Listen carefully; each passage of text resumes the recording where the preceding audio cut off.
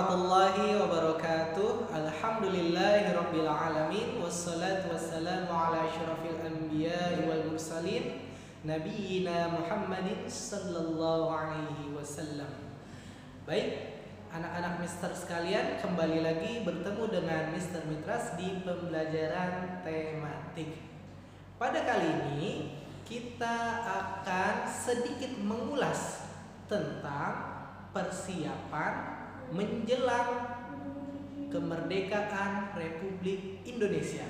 Pas sekali nih momennya, kita sedang berada di bulan Agustus, bulan yang kita kenal, satu bangsa mengenalnya maupun satu dunia mengenalnya, Hari Kemerdekaan Republik Indonesia pada tanggal 17 Agustus 1945. Baik, Mr. Mitras akan sedikit mengulas detik-detik menuju tahapan diproklamirkannya kemerdekaan Republik Indonesia oleh Insinyur Soekarno, Presiden pertama Republik Indonesia. Apa itu? Kalau kita sudah pernah membaca buku-buku sejarah atau menyaksikan film-film dokumenter, atau juga kalian pernah mungkin mendengarkan kisah-kisah yang dituturkan oleh guru-guru kalian yang lain maupun oleh orang tua kalian ataupun mungkin oleh kakek nenek kalian yang siapa tahu ada di antaranya pernah menjadi salah satu pejuang kemerdekaan Republik Indonesia. Apa itu? Nah, kita ketahui bersama, Indonesia pernah dijajah oleh Kerajaan Belanda. Sampai kapan itu? Sampai sekitar tahun 1942 ya, atau 3 tahun sebelum Indonesia merdeka. Nah, perubahan penjajahan mulai dari Belanda berakhir rupanya diikuti oleh penjajahan negara Jepang terhadap Indonesia.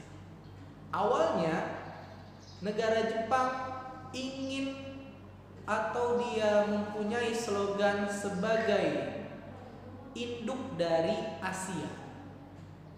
Padahal itu hanyalah kedok saja.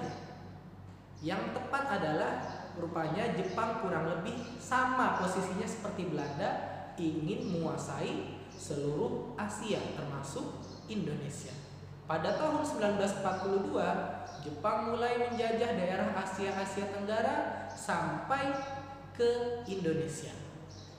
Akhirnya Belanda kalah dan pulang balik lagi ke negeri asalnya. Nah, beralihlah dari penjajahan dari Belanda sekarang menuju penjajahan yang berasal dari Jepang.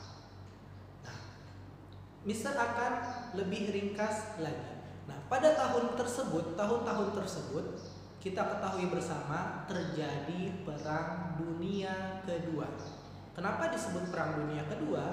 Karena perang ini melibatkan banyak negara-negara hampir seluruh dunia. Masing-masing negara saling mencari temannya, bersekutu atau membentuk satu koalisi tertentu agar kuat dan menang dalam peperangan. Nah, sedangkan posisi Indonesia, dia posisinya terjajah tetapi dikelilingi oleh keadaan perang dunia. Karena Jepang bukan hanya menjajah daerah Asia Tenggara, tetapi juga menjajah daerah-daerah Asia lain, bahkan sampai ke Rusia. Nah, inilah yang menimbulkan Jepang menjadi salah satu musuh utama beberapa banyak negara di dunia. Akibatnya apa?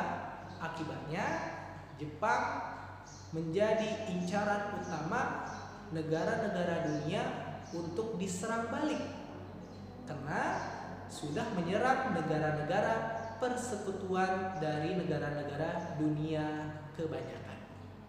Nah, kita ketahui bersama menjelang Hari Kemerdekaan Republik Indonesia ada peristiwa-peristiwa yang amat penting dan sangat besar.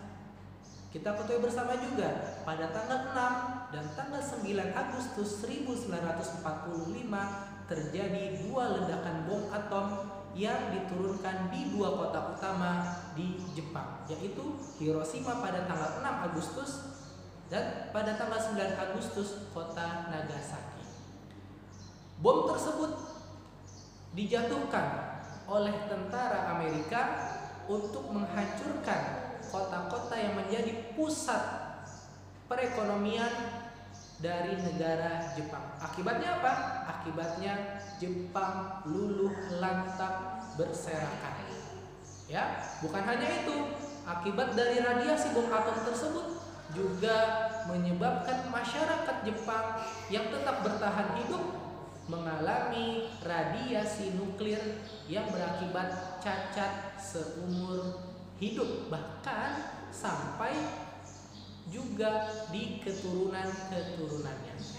Nah, momen-momen seperti ini rupanya menguntungkan bagi Indonesia tentunya. Kenapa? Karena Jepang sudah terdesak, sudah luluh lantak negaranya. Maka momen ini tidak dilewatkan sia-sia oleh tokoh-tokoh nasional pendiri bangsa Indonesia. Yang kita ketahui bersama, siapa aja tokoh-tokohnya? Mungkin kalian beberapa sudah tahu, seperti Insinyur Soekarno, Dr. Andes Muhammad Hatta, seperti juga Kiai Haji Agus Salim, dan sebagainya.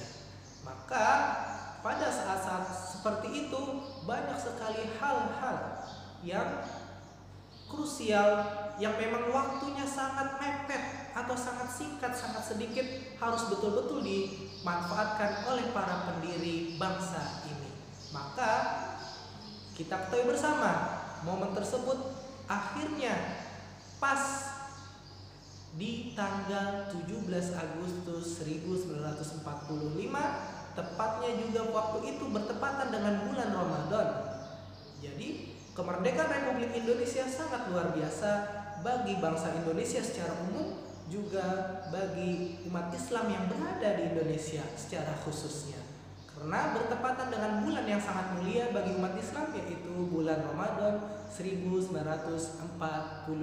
Nah, nanti kalian akan lihat sama-sama di buku kalian maupun di video yang akan Mister berikan untuk kalian saksikan bersama bagaimana suasana yang sangat fenomenal tersebut. Kita akhirnya mengetahui sampai saat ini cerita-ceritanya. Cukup sekian pembukaan dari Mister Mitras tentang detik-detik proklamasi kemerdekaan Republik Indonesia.